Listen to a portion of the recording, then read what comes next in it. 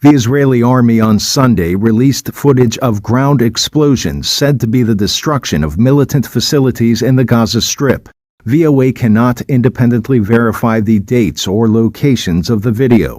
The fighting continues as negotiators from Israel, Egypt, the United States, and Qatar, the Hamas intermediary, held talks in Paris to discuss terms of a deal to free what is likely north of 100 remaining hostages in the Palestinian territory. Negotiations remain fluid. Israel's Prime Minister Benjamin Netanyahu told CBS News it's not clear whether a ceasefire and hostage deal would materialize from new talks in Qatar.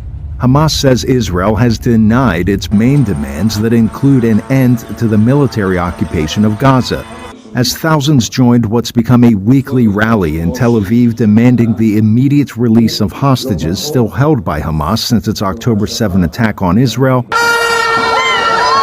police using water cannons dispersed a counter-rally where protesters held signs blaming Netanyahu for October 7. Netanyahu announced plans to convene his cabinet to discuss a push into Rafah that would include evacuating civilians. The United Nations warns more than 600,000 children would be in the path of such an assault. The southern Palestinian city of Rafah is now home to more than 1.4 million people, more than half of Gaza's population, many of them displaced by months of fighting.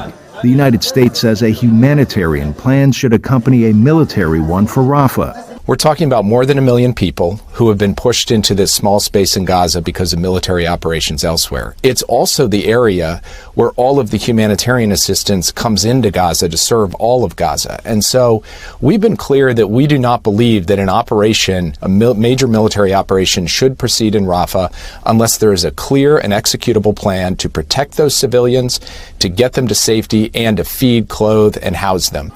The overcrowding in Rafah strains a healthcare system already on the brink, with as many as 4 newborn babies sharing one incubator. Arash Arabasadi, VOA News.